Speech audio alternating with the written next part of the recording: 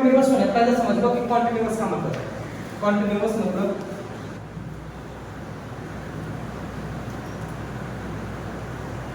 कोई भी काम जारी लगातार हो, निरंतर, वो रुकने के नाम ना ले। आपको ना पता चलेगी कब हो, जैसे मैं पढ़ रहा हूँ, कब खत्म होगा उसकी कोई गारंटी नहीं।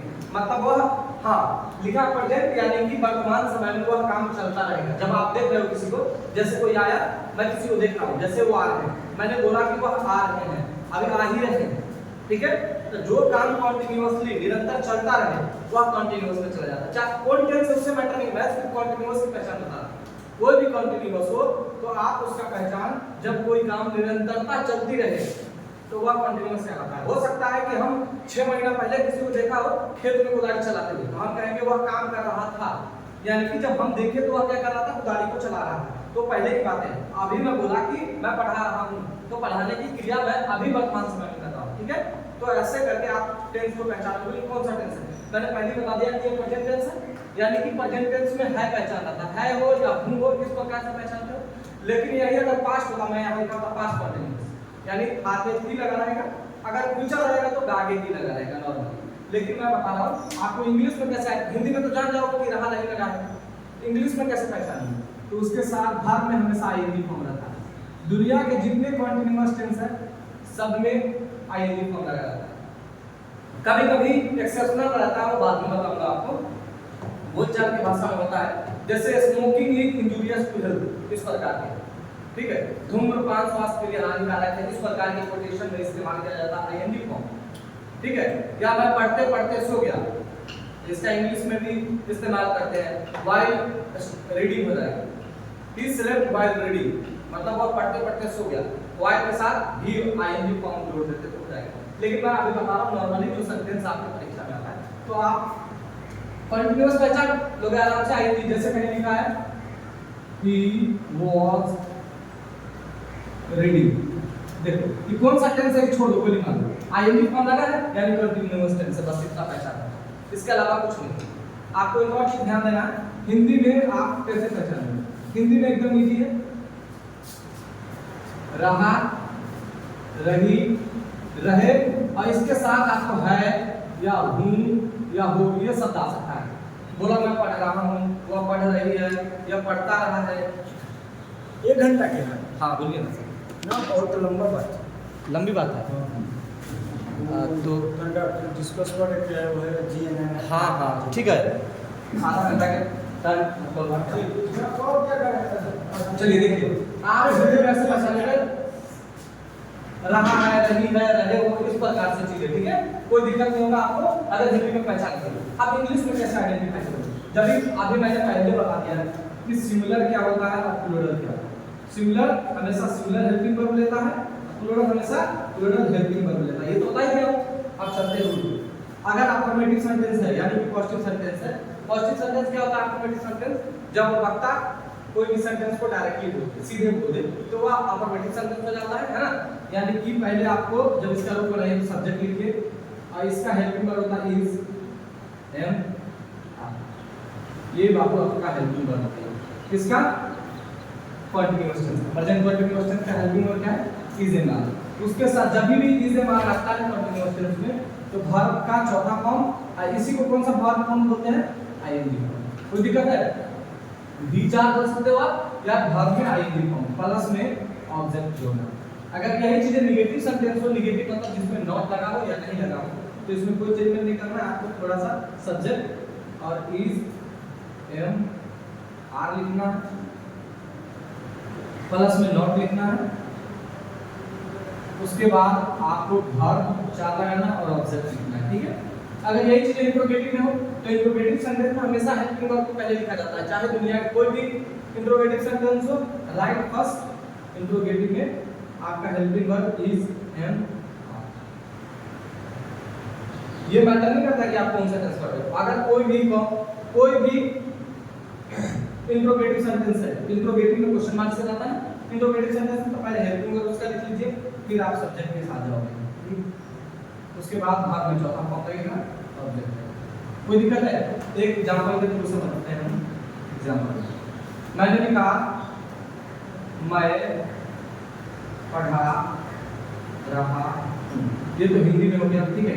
तो देखो ऐसे पहचान लिया, रहा रही लगा हुआ है, और मैंने बोला कि रहा रही कुछ भी लग सकता है, तो रहा रही लगा। जब इसका बनाएंगे आप एक चीज और ध्यान रखिए, आप इज का प्रयोग कब करते हैं? ही के साथ, सी के साथ और इफ के साथ और निम के साथ। निम मतलब सिंगल लेंथ में दिया गया, एम का प्रयोग सिर्फ और सिर्फ आई के साथ होता है, okay.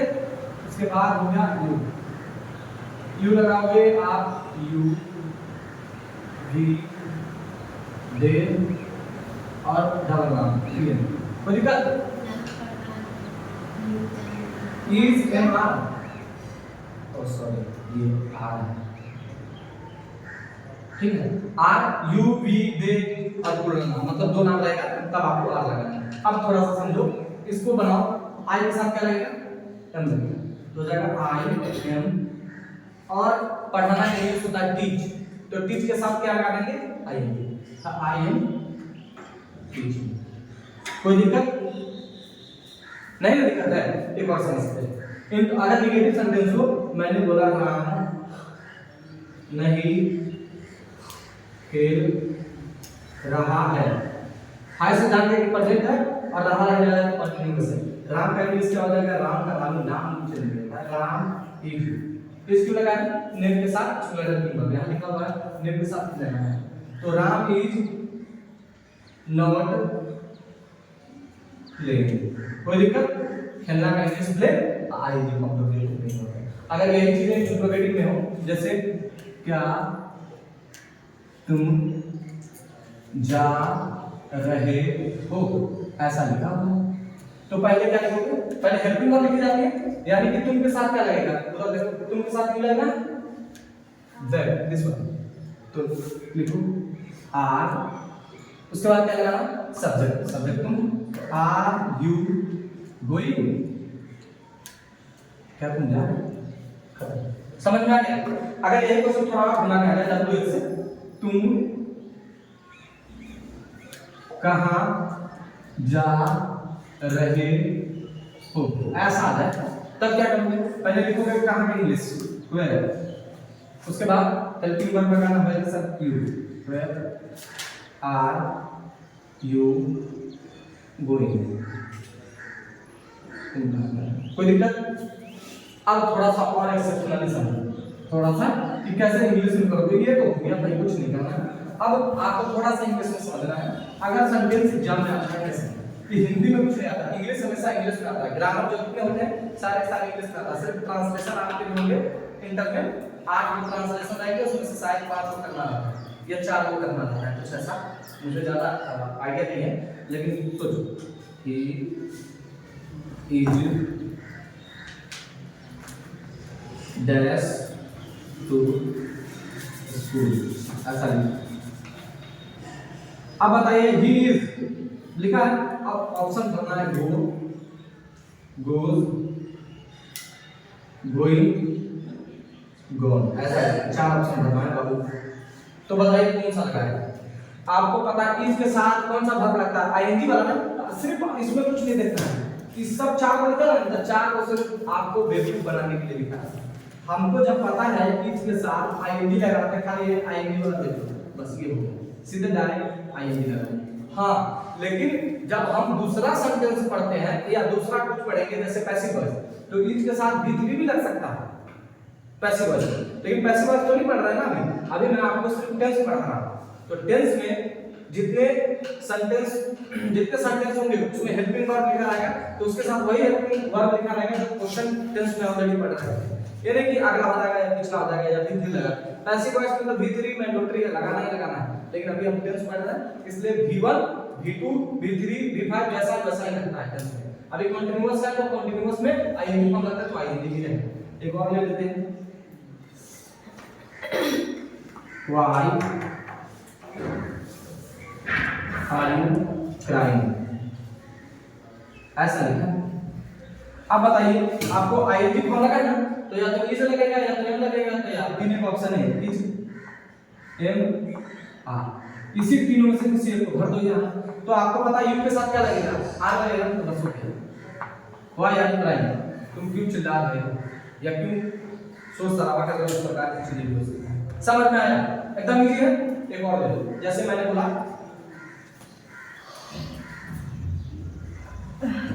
I does not play. अब थोड़ा कंफ्यूज करेंगे। अब 6 ऑप्शन हो गया do, does, is, am, are.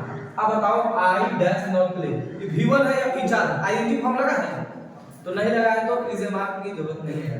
यहाँ भरेंगे या तो डू भरेंगे या तो डज भरेंगे। आई के साथ हमेशा डू लगता है, यहाँ डू भरेंगे। आई डू नॉट प्ले हो गया। समझ में आया? बस ये तीनों रूल था। यहाँ से ये वाला उतारिए, ये वाला बस ठीक है।